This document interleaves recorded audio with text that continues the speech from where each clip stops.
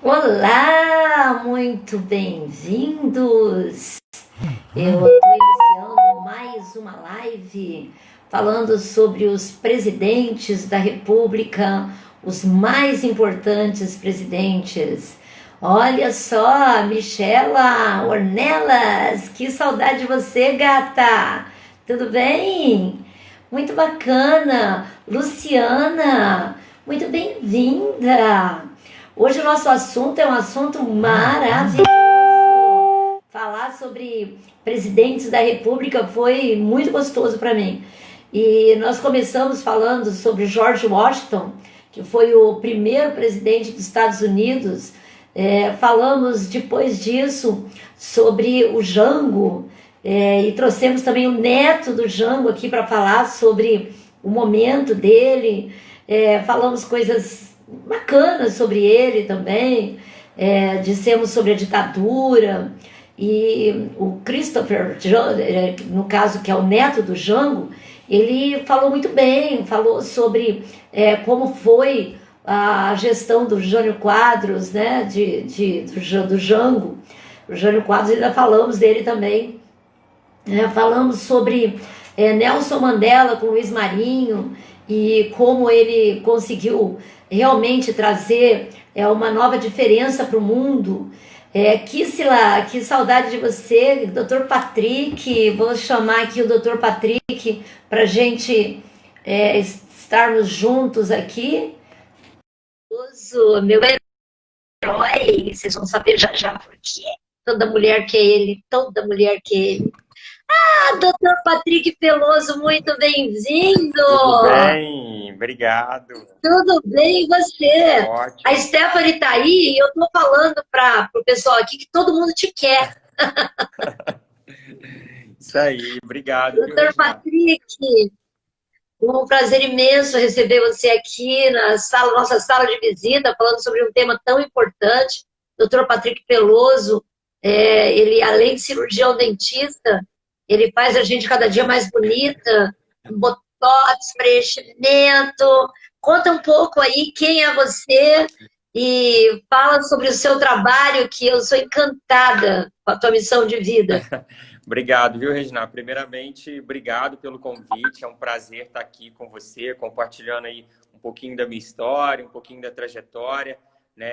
Meu nome é Patrick, para quem não me conhece, sou cirurgião dentista, sou cirurgião bucomaxilofacial também, sou especialista em harmonização orofacial, sou professor de pós-graduação, então eu acho que o assunto ele é bem pertinente, a gente bater esse papo aí, e eu estou aqui para poder ajudar da melhor maneira possível. Muito legal. Você sabe que uma das coisas assim, que mais eu percebo é o quanto que o teu trabalho tem mais do que a ver com deixar as mulheres mais bonitas, né? E eu estou falando isso porque a autoestima e você se sentir confiante é maravilhoso, é maravilhoso. Então eu costumo dizer que o teu trabalho ele é abençoado, porque quando a gente se sente mais bonita, a gente se sente mais feliz, é verdade, né? É justamente isso, a gente realmente trabalha com beleza, autoestima, então a gente tem um propósito bem definido, que eu acho que é uma das características de um bom líder, realmente é ter um propósito bem definido, porque para quem não sabe onde quer chegar, qualquer caminho serve, Então se você tem um propósito bem definido, você pode aí chegar realmente aonde você quiser. Muito legal. Para quem ficar até o final da nossa live aqui, a gente vai ter um prêmio. Estamos aí com a Liana, com a Dilson. Nós vamos entregar para vocês aí um prêmio maravilhoso que vocês vão ver. E a gente vai depois pedir para vocês aí o seu telefone, que a nossa assessoria vai mandar para vocês. Boa. E hoje falando sobre Getúlio Vargas, né? E você sabe que Amâncio é meu aluno. Olha lá, um beijo para você. E você sabe que um dos temas mais importantes e mais difíceis que eu tive até agora foi exatamente Getúlio Vargas. Eu entrei um pouquinho antes, são 20h59 ainda, até para dar tempo do pessoal entrar. E você sabe que esse assunto é tão vasto que nós ficamos, às vezes, até encantados, porque o Getúlio Vargas foi o presidente que mais ficou no poder, né? Você sabia disso? Sim, sim, eu li um pouco sobre ele. Impressionante. Verdade. O Getúlio, ele só não ficou mais do que Dom Pedro II, né? Que foi o imperador. O imperador do nosso Brasil, para você ter uma ideia, ele ficou 58 anos, Dom Pedro II.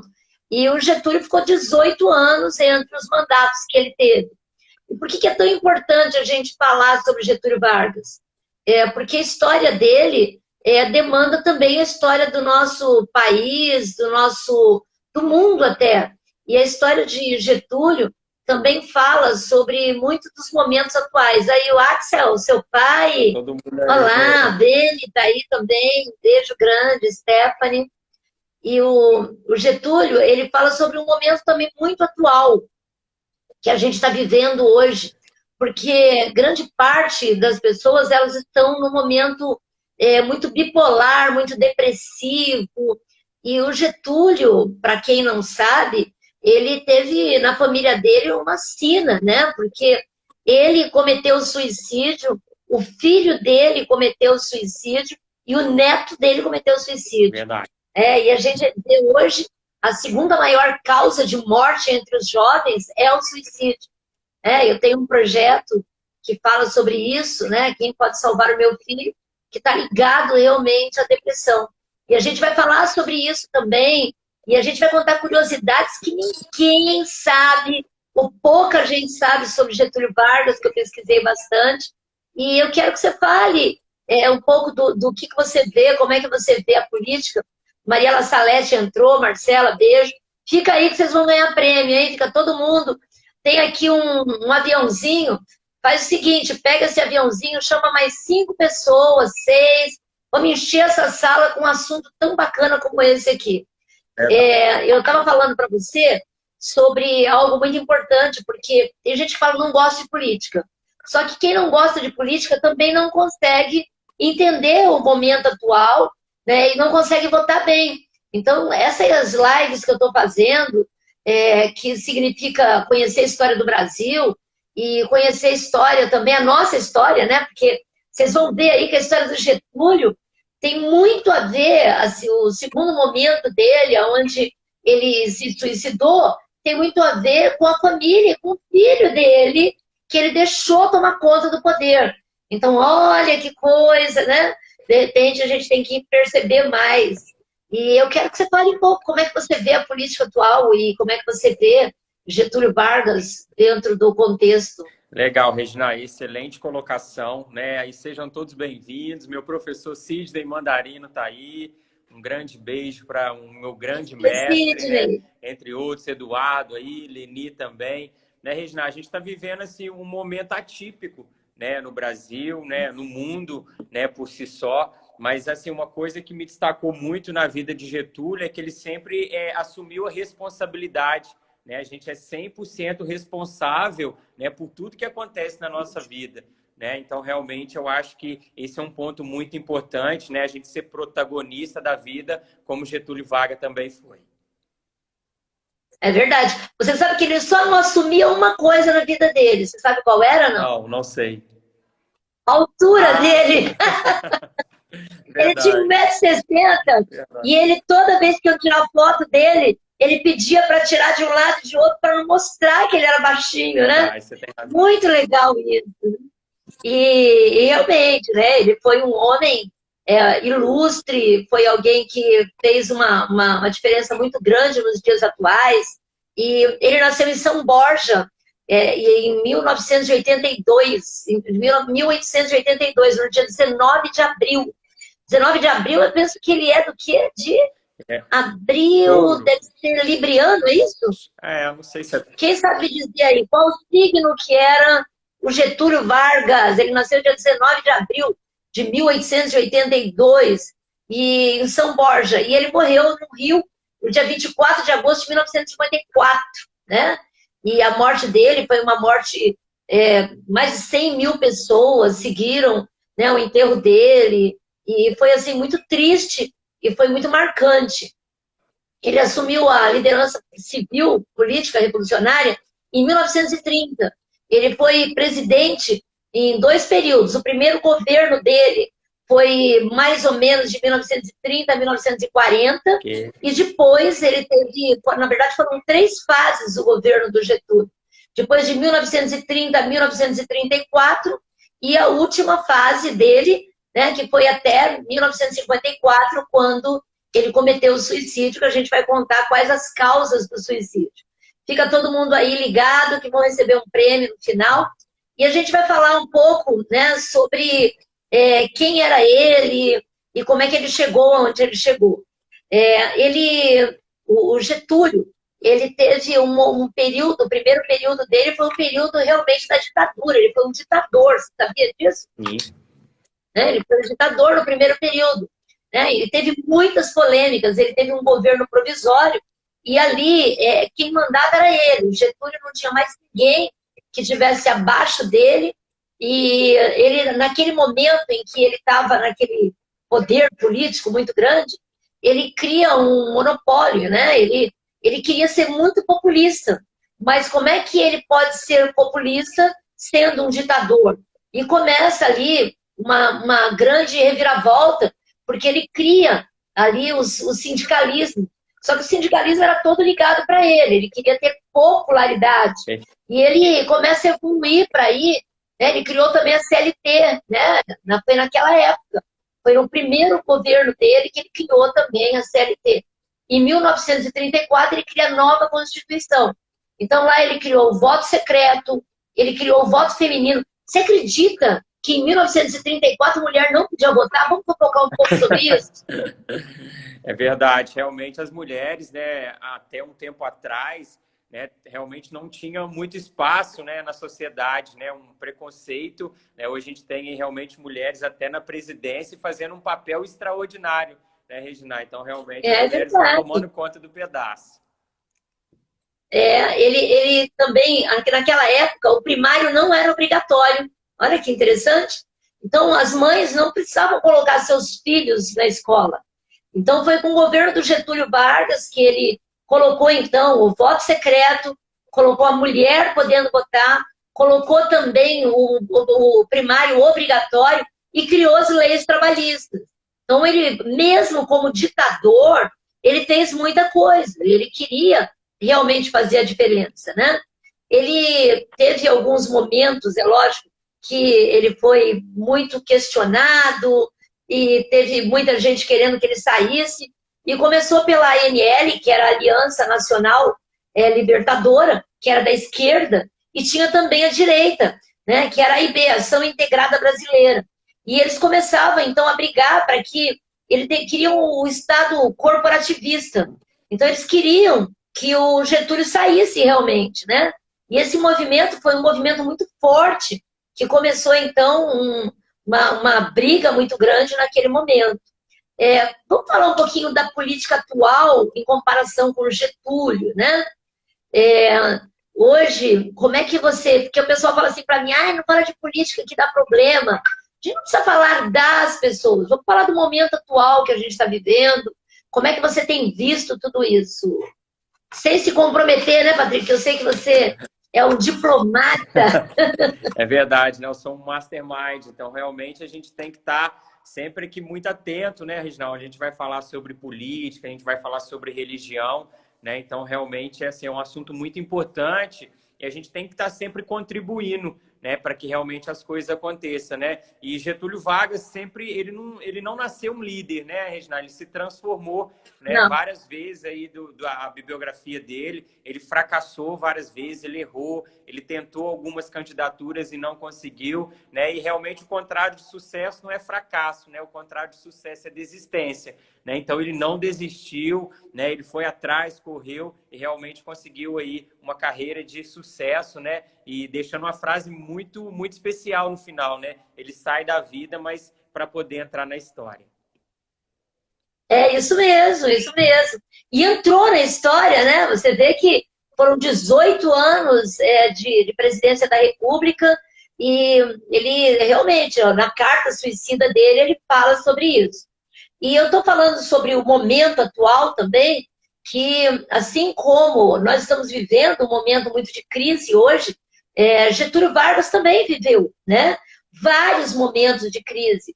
E eu fico imaginando que estar no poder não é para gente fraca, né? As pessoas, elas são questionadas, vão bater nela. E você falava uma coisa do Getúlio, o Getúlio, assim, eu não vou falar que a história falou, quem está falando sou eu, Regina Araújo, trabalho com treinamentos e com desenvolvimento humano há mais de 20 anos, e eu tenho um diagnóstico do Getúlio Vargas. Além de ser bipolar, ele era uma pessoa extremamente depressiva. Tanto é que lá atrás, na primeira vez que ele largou o poder, ele já tinha feito uma carta suicida. Eu estudando sobre ele. Então, a depressão, ela vem sempre rondando a vida dele, né? E a gente sabe também que a depressão, tanto é que eu falei que ele suicidou, o filho dele suicidou, eu vou falar do Maneco, o que se suicidou em 1997, e depois o neto dele, que também se suicidou em 2017. Olha que sina é essa. Então, eu estou falando sobre isso para a gente falar sobre o fracasso. Se a gente tiver que fazer algo pelos nossos filhos, que a gente possa ensinar eles a fracassar. Porque com o fracasso, eles vão chegar ao sucesso. Enquanto que se você ensinar o tempo todo sucesso, no primeiro fracasso eles cometem atrocidades, perdem o equilíbrio, é necessário você pagar terapeuta, psicólogo, pagar remédios, né? Verdade. E fala um pouco desse momento atual, já que a gente está falando sobre a depressão de Getúlio Vargas e o momento, né, que ele viveu, que foi, né, ficou a corda bamba durante 18 anos.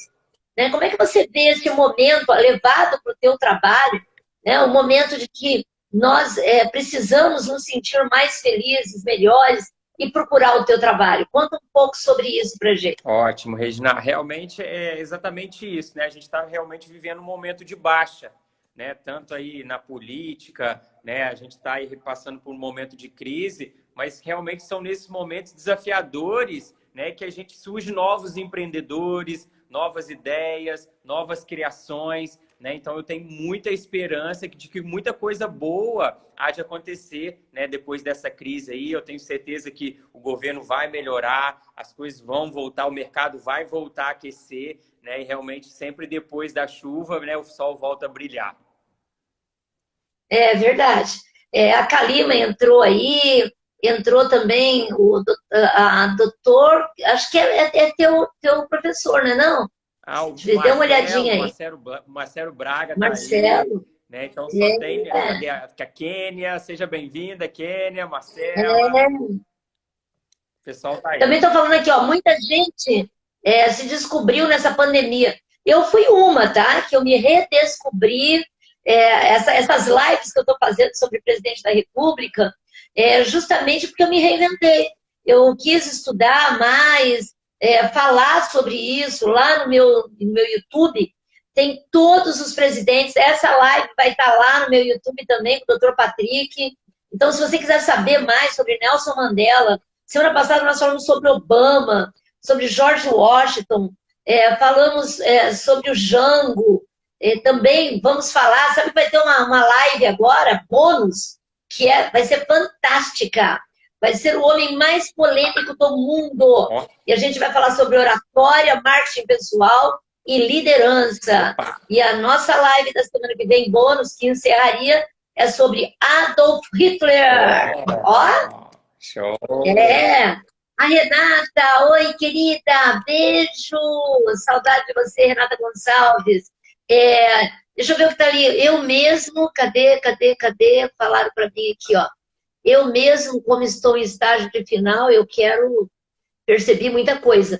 E perceber muita coisa também a gente se dá oportunidade, né? Eu estou contando muito do seu caso, sabia? Que você na pandemia foi o meu mentorado que mais cresceu até agora. Que legal. Não é? Todo mundo reclamando aí, chorando e você vendendo lenço.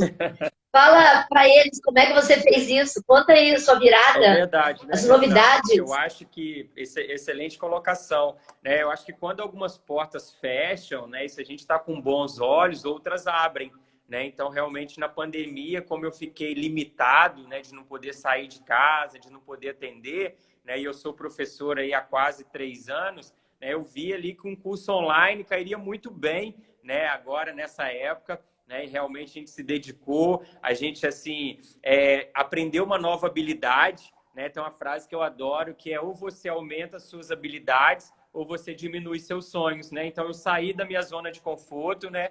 Fui aprender uma habilidade nova e realmente a gente está colhendo aí todo esse resultado que a gente vem plantando ao longo dos anos. E inaugura agora a Hoff Clínica. Verdade, verdade. É isso, A né? gente... Ah, esse mês ainda. É esse mês, a gente está vindo aí. No mês que vem, né? Mês de agosto. No começo do mês de agosto, a gente está vindo aí com algumas novidades também, né? Então, realmente, assim, eu acredito que devido à crise, não é que o dinheiro desapareceu, né, Reginaldo? O dinheiro só está trocando de mãos, né? Então, aquele pessoal das antigas que não investiu em conhecimento, que já não está tão atento mais, provavelmente eles vão sair do mercado, né? Mas agora os novos empreendedores, os novos líderes, né, que já vem se preparando aí ao longo do tempo, realmente vai fazer aí uma revolução, né, conforme também Getúlio Vargas fez uma revolução, e é por isso que a gente está aqui hoje. E falando em revolução, em 1943, nós tivemos o Manifesto dos Mineiros. O que significava isso? Significava que eles não estavam mais contentes, né? Eles estavam numa oposição ao Estado Novo. E começaram a brigar, eles queriam o fim da ditadura. Você imagina uma pessoa ditadora como ele, e tudo só dependia dele, não tinha mais ninguém para poder se reportar, né? E na iminência de um golpe militar naquela época, Getúlio Vargas renuncia. Isso em 1943, foi em outubro de 1945, mais ou menos. Aí, ali, ele entra, então, para as eleições livres. Olha que legal! Ali começava, lembra? Ele já tinha ficado no poder muito tempo. E ele entra, então, ele lança as eleições livres e Getúlio é eleito senador, na época, o senador mais votado. Só que ele larga realmente o poder. E o segundo governo de Getúlio Vargas, ele foi eleito pelo voto direto. Aí o pessoal já votou nele porque acreditava. E foi em 31 de 1 de 1951. Ali, ele começa, então, o que nós vamos falar agora sobre a parte mais triste da vida de Getúlio Vargas. Porque eu acredito que o Getúlio já estava numa depressão muito grande, que é o que a gente vai falar agora, e ele tinha uma eminência parda. Sabe o que é eminência parda? Vocês sabem aí? Alguém sabe? Opa! Eminência parda era o que a Marlene era para a Xuxa. Sabe como é que é? É uma pessoa naquela época que falava por ela. E tudo que a Marlene falava para a Xuxa, ela fazia. E era uma pessoa que tinha um gosto, assim, gostava muito de estar com o pai, ela era chefe de gabinete. E para vocês entenderem também Eminência Parda, é um pouco o que o Hélio Gomes é para o Bolsonaro, o Hélio Negão, né? Eu fiz trabalhos com o Hélio, um cara muito sensacional. E, por incrível que pareça, uma das únicas pessoas que o Bolsonaro ouve é o meu mentorado lá, o Hélio Negão. E eu vi particularmente isso, o Bolsonaro ligar para ele. Então, a eminência parda é aquela pessoa que a gente confia e que quando você vai tomar uma decisão, você toma chamando essa pessoa ou ouvindo essa pessoa. Hoje é como se fosse uma mentoria. Então, imagina que você tem alguém que você confia e você paga para isso. É uma coisa super normal, né? Eu tenho hoje bastantes mentorados, já tive milhares aí durante a minha vida inteira. E não tem nada de errado da gente ter uma eminência parda, de ter alguém do nosso lado que possa dar os caminhos certos, né? Porque isso chama-se humildade. E já que a gente está falando da Uzirinha e falando do Getúlio, que tinha eminência parda, fala pra gente aí como é que está sendo a minha mentoria contigo. Eu pego muito no pé? Com certeza, mas é para o nosso crescimento. Né? Tem uma frase que você fala que assim eu trago para sempre, que é o que não te incomoda, né, te acomoda. Né? Então, realmente, você está aqui para me incomodar, né? Mas é para o meu próprio bem, que eu estou crescendo muito com a sua mentoria. Eu acho super importante, né? Você ter um mentor, você ter alguém, né? A gente fala que a gente precisa estar perto de pessoas mais inteligentes que a gente, né? E realmente você tem aí uma história maravilhosa, é palestrante internacional, já palestrou com Bob Proctor, né? Então eu me inspiro muito em você e aprendo todos os dias com você também. E o legal é que assim, né? Eu costumo dizer que eu, pelo menos, com os meus mentorados, eu sou ele. Porque eu não vou julgar. Agora quero o meu melhor. Hoje eu me dou o direito de escolher quem são as pessoas que eu mentorei, né? Não é todo mundo. E justamente porque tem que estar num nível muito acima, as pessoas têm que querer. É verdade. Porque não adianta você mentorear alguém, né? Você tá ali caminhando com a pessoa, se ela não te dá o resultado que você quer. Eu não sou movida a dinheiro. Eu sou movida a resultado. Sim. Então, quando eu vejo o teu resultado, eu não sei se o Valdir está aí também, ele tem uma fábrica de tintas. Poxa, é uma coisa impressionante, né? E aí as pessoas vão olhando outras possibilidades. Numa crise, né? Você vê que ele agora já está criando uma outra empresa dentro da empresa dele. Numa das mentorias, ele, pô, por que você não faz bastão de tinta? É mesmo, eu vou fazer, né? Ademar Batista também aí, faço mentoria com ele. Sempre que eu consigo, né, Ademar? Beijo grande para você. Ademar, grande amigo, uma pessoa fantástica. E eu estou falando sobre isso porque o Getúlio Vargas, ele teve a Alzirinha, que teve uma fase da vida dele que foi muito legal, que ele era um ditador, vamos lembrar, né? Tudo tinha que ser do jeito que ele queria. A liderança dele era uma liderança autocrática. Ou faz o que eu quero, ou então você está fora, mais ou menos assim. E ele era uma pessoa muito forte. E eu disse para vocês também que ele era bipolar. E esse diagnóstico eu posso dizer dele.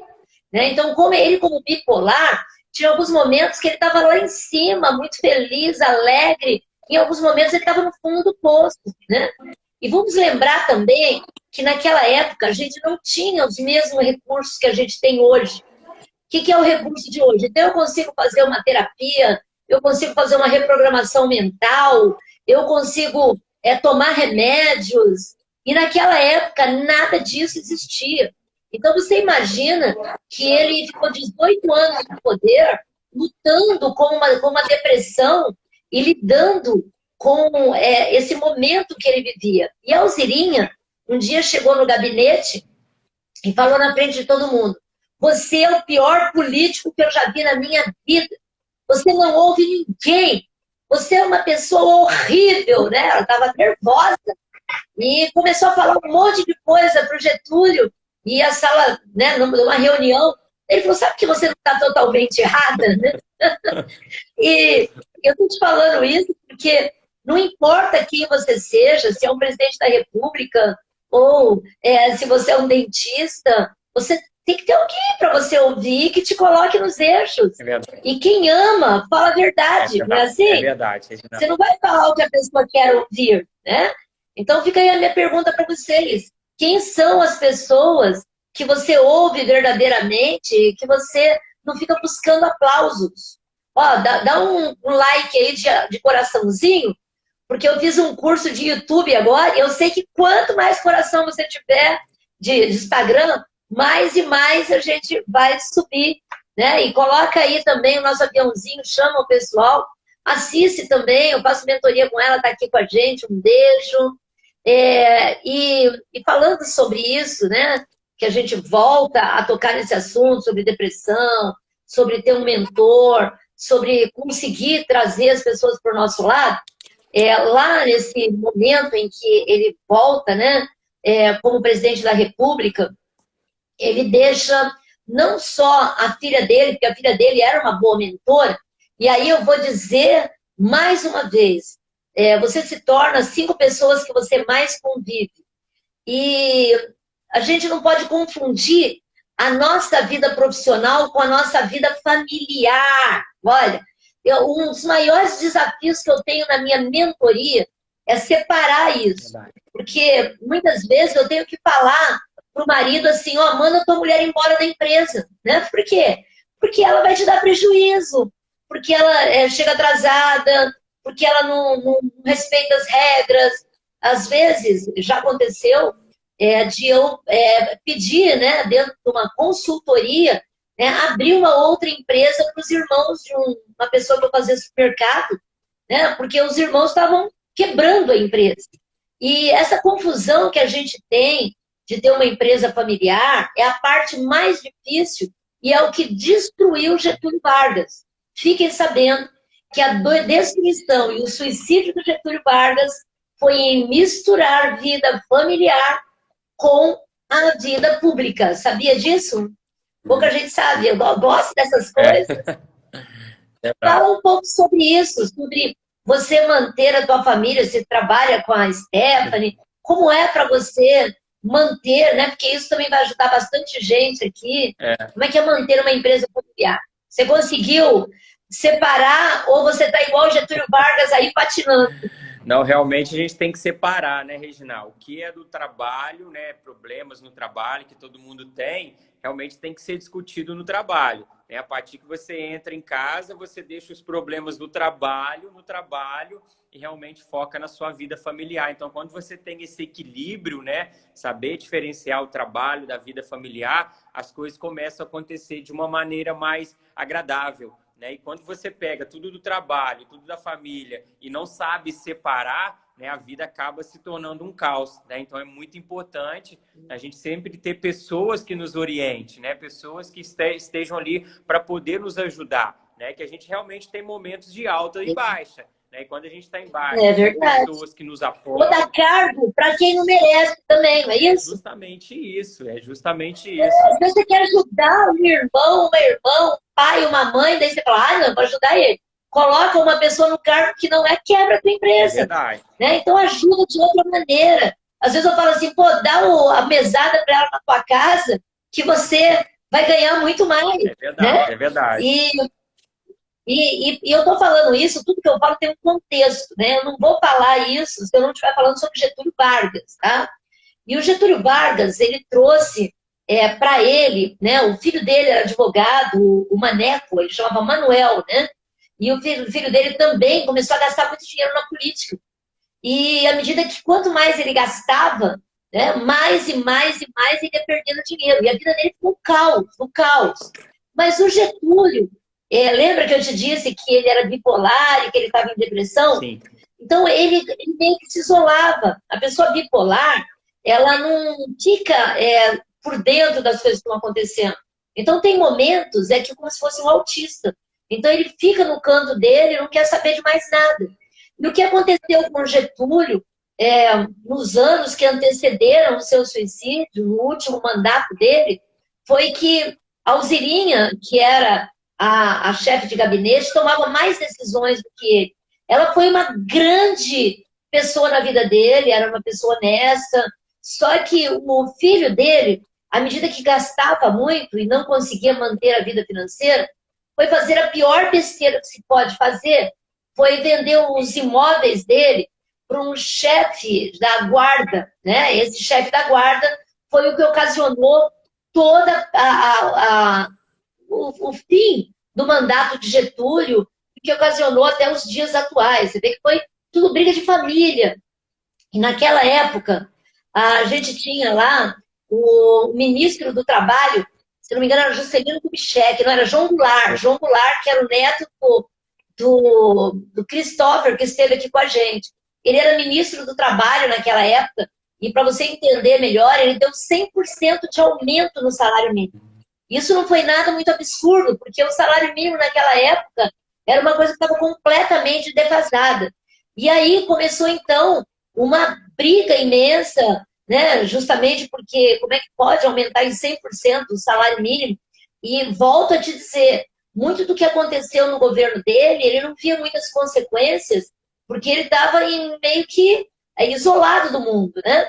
E ali ele começou, então, a ser acusado de corrupção por conta do Maneco, filho dele, que pediu, então, um empréstimo para o ministro do Trabalho para que ele pudesse sanar as dívidas. E o que aconteceu é que esse empréstimo veio à tona e as coisas começaram a fugir do controle. Fala um pouco sobre isso para gente. É verdade. Né, Reginaldo? É, Diga com quem tu andas, que eu direi com quem tu és. Né? Então, realmente, sim, pessoal, né, tome a decisão de estar perto de pessoas, né, porque das duas, uma, na sua vida. E ou as pessoas são peso, ou as pessoas são combustível. Né? Pessoas que são peso são pessoas que te puxam para baixo. Né? Pessoas vitimistas, pessoas negativas. E pessoas que são combustível, pessoas que te elevam para cima, são pessoas positivas, que têm a mesma linguagem de você. Né? Então, esteja perto, né, de pessoas que te incentive, né, a buscar o seu melhor. Né? Então, realmente, eu acho que isso aí tem todo sentido, né, que quando ele começou a buscar pessoas, né, ali para poder pedir emprestado, pessoas de má influência, você viu que assim, alterou todo o governo dele, né, e foi detalhes, né? sim. Foi esse pequeno detalhe aí, mas que fez toda a diferença no final, né? Então, realmente, definir com quem que você vai andar, definir, né, seu ciclo de amizade, né? A Regina falou, a gente é a média das 5 pessoas que a gente convive, né? E às vezes, para que pessoas negativas saiam, a gente tem que tirar pessoas para que novas entrem, né? Para a gente continuar com essa rotação diferenciada. Então, isso é muito importante. Esteja perto de pessoas boas. E às vezes as pessoas boas não estão necessariamente na nossa família. Perfeito. É legal que a gente tenha essa consciência, porque no caso aqui do Getúlio Vargas, ele colocava as pessoas da família dele do lado dele, e foi o que realmente acabou com o mandato dele. E o Maneco, além de tudo isso, não acabou por aí não, vamos combinar, né? O Getúlio, assim como nós, muitas vezes a gente não conhece exatamente quem são as pessoas que estão próximas a nós. Então, nós vamos pelo lado da emoção e não da razão. Lembra isso? Então, quando eu estou envolvida emocionalmente com um parente meu, não importa quem seja, dentro da minha empresa, por mais que as pessoas de fora digam quem são eles e o que está acontecendo, a gente tende a não entender. Eu estou falando isso porque está acontecendo isso no governo hoje. Então, assim, hoje menos, né? Quantos conflitos a gente não teve aí com o presidente Bolsonaro e com os filhos dele, que acabavam dando piteco. Então, um recado para o presidente Bolsonaro: presidente, olha o case do Getúlio Vargas. Perceba o quanto que a família ela pode ser prejudicial dentro de uma empresa, dentro de uma família. E assim, use a razão e não a emoção. Né? A emoção a gente vai ajudar porque é meu filho e eu vou ajudar, lógico. Entendeu? Agora, eu não vou comprometer a minha empresa para ajudar o meu filho. Tem diferença? Sim. Tem, Patrick? Sim, tem diferença. Todo mundo. Então, eu posso ajudar de outras maneiras. E aí o Maneco vai escutando. Ele tinha um desafeto que chamava Carlos Lacerda. Naquela época, Carlos Lacerda era de um partido opositor e ele era dono de um jornal também. E o Carlos Lacerda, ele era um dos homens mais importantes que existia na época. Só que ele odiava Getúlio Vargas, odiava. 60 anos depois, a gente ainda tem aí um quê de que foi manipulado tudo aquilo. Mas dentro desse contexto, o que aconteceu é que no meio daquela crise, onde o Maneco tinha pedido um empréstimo e tinha vendido os 2 imóveis dele para o Gregório Fortunato, que era o chefe da guarda do Jânio Quadros. É tanto nome, cara. Você sabe que, só dando um adendo aqui, eu adoro estudar, né? E eu tenho a mente muito rápida. O presidente mais difícil para estudar foi Getúlio Vargas. Vamos ver se você sabe por quê. Ele era, Por que foi Getúlio Vargas? ele era bem complexo, né, Regina? Realmente, assim, tinha várias pessoas envolvidas na história dele. Realmente é bem desafiador decifrar o Getúlio Vargas. E eu decifro, assim, eu estou fazendo as minhas lives, primeiro para a gente trabalhar a liderança dos líderes, né? E depois também porque as pessoas têm que entender da história. Se a gente não entende da história, a gente não sabe criar o nosso futuro e mudar o nosso presente. Perfeito. Então esse é o meu papel aqui também. Ó, gente, fica aqui que no final eu vou dar um prêmio para vocês, hein? Um presente maravilhoso. E não é botox do Patrick, não. Porque eu, sou louca. Amanhã eu vou lá, hein? Vou lá. Aí a gente está falando sobre o Alcino, que era chefe da guarda dele também. E naquele momento, em 1900 e, vamos ver de que ano que ele morreu, em 60 anos, né? Depois, agora, né? O atentado dele foi no dia 5 de agosto de 1954, à meia-noite e 45. O que acontece neste dia? Nesse dia, a gente tem, chama o atentado da rua Telemaco. Isso aqui foi no Rio de Janeiro. Sim. Naquela época, para vocês entenderem, não existia Brasília. E a capital era aqui no Rio de Janeiro. Então, essa rua, a esposa do Getúlio chamava Dona Darcy. E lá na casa estava a Dona Darcy, o Getúlio. E nesse mesmo dia, eles estavam vivendo um momento desafiador, segundo a Alzirinha, porque ele estava num dos dias daquela crise que ele sempre tinha, né? E nesse dia, ele já estava vivendo num momento onde ele não sabia se ficaria ou não ficaria, quando ligaram para a casa dele para dizer que tinham tentado matar o Carlos Lacerda e que tinham matado um rapaz, ele chamava, vamos ver se eu lembro o nome dele, aqui é muito nome, né? Mas ele era uma pessoa que era amiga do Carlos Lacerda, ele estava naquele momento no local, na frente da casa do Carlos Lacerda, e segundo, existem duas versões. Uma versão é que o chefe dele, da guarda, teria dado 6 tiros no Carlos Lacerda e somente um pegou na perna dele e conseguiu matar o rapaz, o amigo dele. Só que qual que é a contradição que existe? A contradição que até hoje a gente acredita, eu particularmente estudando a história, eu quero crer que talvez nunca tenha tido um tiro na perna do Carlos Lacerda, porque nunca foi visto nenhum laudo, nunca foi visto, ninguém viu ele sangrando, né? Porque a controvérsia que tem, Patrick, é que ele sai com a perna, já atiraram na perna dele, e ele consegue carregar o amigo dele que estava morrendo. Olha, então aquela confusão toda, né, foi a morte dele, e começou então uma investigação muito grande para poder falar sobre tudo que estava acontecendo. E o Carlos Lacerda aproveitou esse momento e começou a bater muito no Getúlio Vargas. O Getúlio Vargas já em depressão, porque ele era muito pressionado, e acontecia que ele ficava o tempo todo as pessoas acreditando que iam invadir o Catete, né? Que naquela época era como se fosse a Casa Branca, como se fosse lá, hoje em Brasília, a casa do presidente. Então, ele ficava o tempo todo acreditando que ia invadir, e a pressão foi muito grande. E a investigação começou, então, a ser muito forte.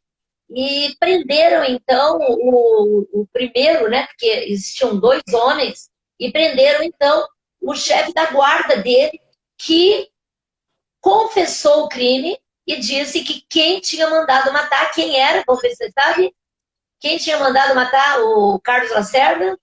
Getúlio. Quem? Getúlio. O Getúlio Vargas, quem tinha mandado matar? Não, quem tinha mandado matar o Carlos Lacerda. Sim. Quem tinha mandado matar foi o Maneco, filho do Getúlio.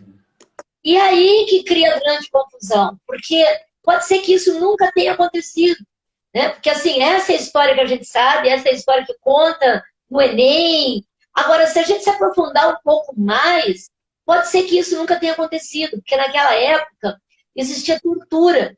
E, assim, um pouco mais que eu estudei profundamente, eles torturaram o Tenório quase até a morte para que ele confessasse que foi ele que mandou matar e que foi o Maneco, né, o Manuel, filho do Getúlio, que mandou matar. Então, existe um lado da história, né, é isso mesmo. Lá, quem está falando é o Xavier, Rua Toneleiro, em Copacabana. Perfeito. Justamente. Foi lá que tudo aconteceu. A desgraça do Getúlio começou nessa rua. E naquele momento, então, você imagina o que aconteceu, né? O Getúlio, já com uma pressão muito grande para ele renunciar, vem, então, o filho dele que compra duas propriedades, coloca no nome do Tenório, aí fica a dúvida se ele estava pagando o Tenório para poder matar o Carlos Lacerda, e ainda por cima o mandante daquele assassinato. Aquilo fica o caos total, né? E aí começa um processo que é o processo de autodestruição do Getúlio. Você sabe algo sobre o suicídio dele, da carta? Você estava falando aí, né? Eu li um pouquinho sobre isso também, né, Regina? Eu acho que aí ele não aguentou a pressão, né? Ele viu que ali o castelo, né, de areia dele estava sendo todo destruído, né? E aí, por isso que é importante a gente sempre ter flexibilidade, resiliência também, né? Que realmente as coisas podem acontecer. E aí ele foi num momento de extrema pressão, né? Que realmente ali as coisas estavam acontecendo e para que não continuasse acontecendo, ele tomou essa decisão, né? E realmente foi uma decisão que mudou completamente a trajetória aí do nosso Brasil. E o incrível é que a pessoa que foi assassinada chamava Major Vaz. E a história não conta quase sobre o Vaz, né? Por quê? Porque o grande barulho foi justamente com o Carlos Lacerda, porque era uma grande armadilha também para que pudesse realmente o Getúlio sair do poder. E o Getúlio, então, eu falei para vocês no início, tem muita gente que chegou agora e fica até o final, isso mesmo, Major Rubem Vaz. E vocês ficam aí até o final que vocês vão ganhar um presente, hein? E eu contei no início da live algo muito impressionante, que foi duas coisas, né? Primeira, que o Getúlio já tinha pensado em suicídio lá em 1934, que ele chegou a escrever uma carta. Então, eu volto a dizer, Getúlio Vargas era bipolar, Getúlio Vargas era depressivo. E por que isso? A depressão, ela é muito passada de mãe para filho, de pai para filhos, né? E a história do Getúlio é uma história devastadora, né? Eu vou repetir, em 2017, em 1997, o Maneco, filho dele, que foi político também, se suicida com um revólver, né?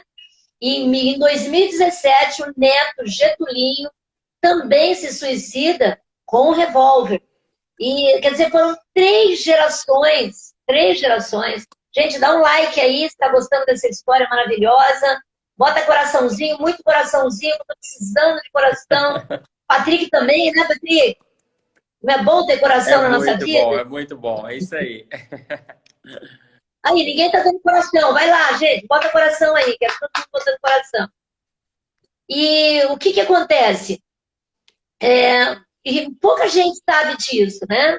O projeto que eu estou falando, estou fazendo, Patrick, Quem Pode Salvar Meu Filho, é um projeto sobre suicídio. Porque as pessoas não falam sobre isso, em compensação também não conseguem ajudar as pessoas. Você vê que a gente fala sobre Getúlio Vargas, mas não fala sobre toda a cena que aconteceu na família dele. E eu estou falando isso para que a gente compreenda mais a história do Getúlio Vargas. Que realmente ele era uma pessoa doente. E essa coisa que ele salvou o Brasil, gente, foi a coisa, para mim, mais absurda que teve. Que ninguém pode salvar um país tirando a própria vida. Então, fica como se ele fosse um herói. Até em 2010, agora, ele ganhou o título como herói do Brasil. E eu tenho comigo, isso não tem nada a ver com a história, eu tenho comigo, Regina Araújo. Ele não foi herói nenhum. Ele não foi herói porque nós não podemos ser exemplo de alguém que suicida. Né? Quer dizer, ele foi fraco. Né? Vamos lembra que eu estou numa época que eu não julgo ninguém? Mas o fraco que eu digo, porque naquela época a gente sabia muito pouco sobre depressão, sobre bipolaridade, sobre síndrome do pânico. Ele também não saía lá do catete, sabia disso? Né? Getúlio ele ficou durante muito tempo sem sair do catete. Ou seja, ele deveria também ter síndrome do pânico. Olha que interessante tudo isso. Eu fico me perguntando por que as pessoas não estudam a história do Getúlio pelo ângulo comportamental. Olha que história linda que daria. Sim. Vamos levantar essa bandeira, né? Seria uma história belíssima para psicólogos, terapeutas, para psiquiatras, porque o que aconteceu naquele momento, até quando ele era ditador, tinha a ver também com a sede de poder que ele tinha. Depois, ao longo da história, ele foi se remodelando, como foi com a história dos mineiros, né? Como foi a história do CLT, dos votos para mulheres, ter o primário para criança. Então, ele queria se popularizar. E quando ele se suicidou, ele não admitia ir para a história por um governo de corrupção, e muito menos de um filho ter mandado assassinar o teu pior inimigo. E eu tenho comigo, Patrick, isso sou eu, tá bom? Estudiosa de Getúlio Vargas. Eu tenho comigo que ele realmente não sabia da corrupção, ele não sabia se é que o filho dele tentou matar o Carlos Lacerda, e também não sabia que a chefe da guarda dele, quando descobriram, foram até o quarto dele, disseram para ele, Getúlio, o Tenório matou, né, o Vaz e tentou matar o Carlos Lacerda. E ele falou, o chefe da guarda, ele falou, quantas pessoas tem na minha guarda? E aí disseram para ele, 80. Ele, 80? Ou seja, lembra que eu te falei? Ele estava no processo depressivo e alienado. Então, quem tomava conta realmente do poder era a Alzirinha, a filha dele, que era chefe de gabinete. Então, ele ficou indignado, porque ele não sabia que o filho tinha pedido empréstimo para o Jango, não sabia que também o filho dele tinha mandado matar, e não sabia de nada. Na verdade, ele estava... E ali, ele deve ter se sentido... Agora eu vou deixar você falar. Como você acredita que ele se sentiu naquele momento, onde ele descobriu que a casa caiu e que ele tinha ficado completamente fora do poder como presidente da República? Eu acho... Como é que você acredita que ele se sentiu? É verdade.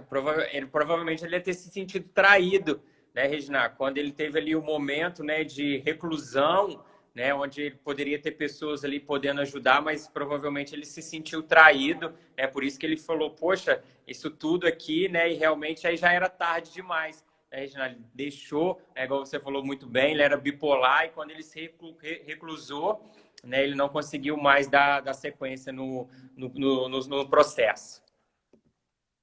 Ele se sentiu traído pelo filho, pelo Maneco, se sentiu traído pelo chefe da guarda dele, que estava com ele a vida inteira, né?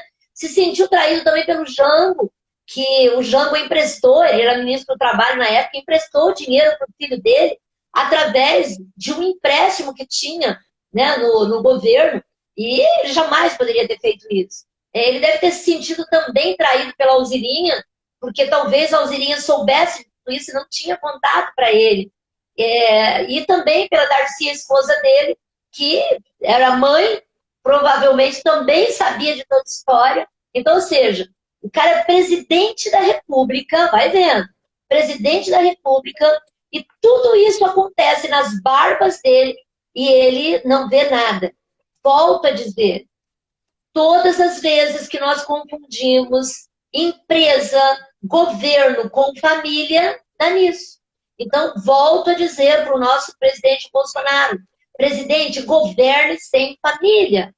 Né? Eu acho que, assim, eu penso que uma das únicas pessoas que se deram bem junto, criando um mastermind com a família, foi o Obama, junto com a Michelle.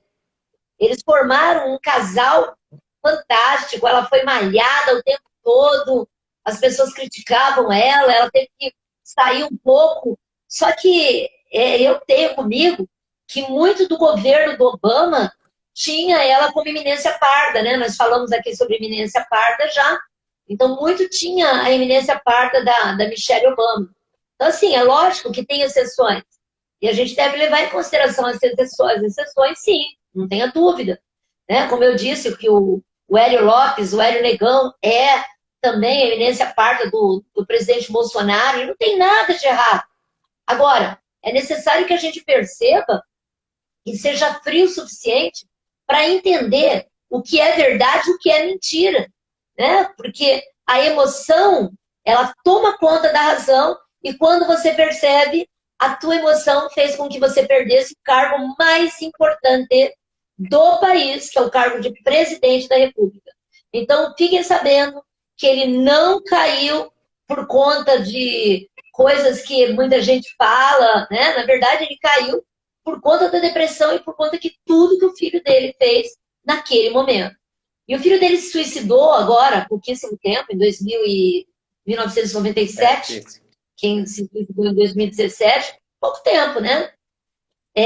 Praticamente no mesmo momento em que suicidou o pai, né? E ele tinha um peso muito grande, ele era advogado, ele foi juiz, o filho dele foi um homem muito próspero, né?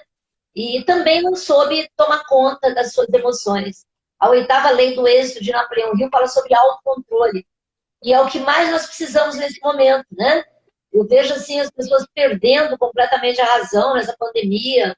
E a paz a gente vai encontrar sempre dentro da gente. Isso? Exato. Fala um pouco sobre a paz que você tem. Você é uma pessoa tão serena. Você faz o quê para ter essa paz toda? É verdade, Regina. Isso aí a gente vem praticando, né, ao longo dos anos, né?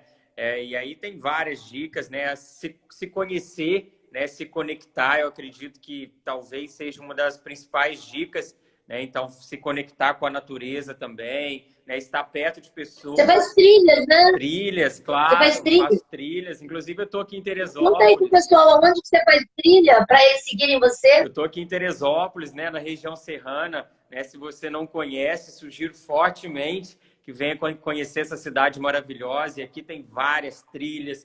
Eu me conecto com a cachoeira também, né? E realmente isso nos dá força para poder continuar, né, Regina? Então, acho que a conexão, você se conhecer, autoconhecimento, né, que é a 8ª lei do êxito, isso é de extrema importância, né? Porque quando você conhece, quando você sabe, né, quais são suas habilidades, quais são suas características, quando você sai um pouquinho fora aí realmente as coisas não continuam acontecendo. Então, se conheça, se conecte. Fala um pouco sobre a meditação também que você faz. Perfeito. Fala sobre a meditação, é super bacana isso. É justamente isso. Outra coisa também, além da se conectar com a natureza, a meditação também, afirmações positivas, o hábito da leitura também me ajudou muito, atividade física, alimentação saudável. Acho que se você tiver esses hábitos aí na sua vida, coisas incríveis vão acontecer também. E eu gosto, assim, do estilo de vida que você tem, porque você trabalha muito, né? Eu acompanho, eu sei que é o tempo todo um turbilhão, e você sempre acha um momento para poder se conectar e sair fora. E isso é muito legal, porque a gente tem que ter equilíbrio na nossa vida. Você sabe que voltei a fazer canoagem, né? E todas as sextas-feiras. E quando eu estou na canoagem, é como se eu me sentisse a pessoa mais livre do mundo. Então, a natureza, ela nos ajuda. E eu estou te falando isso porque, provavelmente, se Getúlio Vargas não tivesse tido a síndrome do pânico, de ter ficado recluso no catete, se ele tivesse uma pessoa que tivesse levado ele por caminhos diferentes da meditação, não da autodestruição, porque ele estava realmente se autodestruindo, se tivesse levado ele para a natureza, sabe? Seria completamente diferente a nossa história. E, assim, só relembrando que esse título que ele ganhou agora em 2010, ok, realmente, eu acredito que foi muito legal ele ter ganho, não vou dizer que foi ruim, não. Mas o que me deixa, assim, um pouco indignada é dizer que ele morreu como um herói. E se a gente admitir que ele morreu como um herói, eu admito que o suicídio é a melhor solução. E a história conta isso como se ele tivesse feito a coisa mais linda do mundo. Então, conte a história verdadeira dos seus filhos. Que ele foi um fracassado porque ele desistiu. Que ele não soube usar a 14ª lei do êxito, que é tirar proveito do fracasso. Que ele não soube usar a 8ª lei do êxito, que é o autocontrole. Que ele não soube usar a 2ª lei do êxito, que é criar o mastermind. Ele podia ter feito uma aliança com o Carlos Lacerda. Ele podia ter trazido o Carlos Lacerda para ouvir. Lembra que a Alzirinha falou para ele, a filha dele? Você é uma pessoa prepotente, arrogante, ditador, na hora da raiva. E ele falou, sabe que você tem um pouco de razão? Por isso que eu estou querendo te dizer que muitas vezes nós tomamos atitudes porque nós não temos a humildade de entender que nem sempre as pessoas vão falar o que a gente quer ouvir. Então, por isso que a mentoria dói, né, Patrick? Não dói? É verdade. A mentoria dói. Às vezes eu chego pro Patrick e vai, O que você está fazendo? Vamos olhar para o outro lado. É verdade. A gente está terminando aqui. Quero agradecer ao Patrick. Terminando, você deixa aqui o teu telefone. Eu vou mandar um presente para você. Opa. E a semana que vem nós vamos ter, então, quem? Adolf Hitler. Ah, show. Então, um tchau aí pro pessoal. A gente tem 10 segundos. Obrigado, viu, pessoal? Obrigado, Regina. Fiquem com Deus. Uma excelente semana para todos.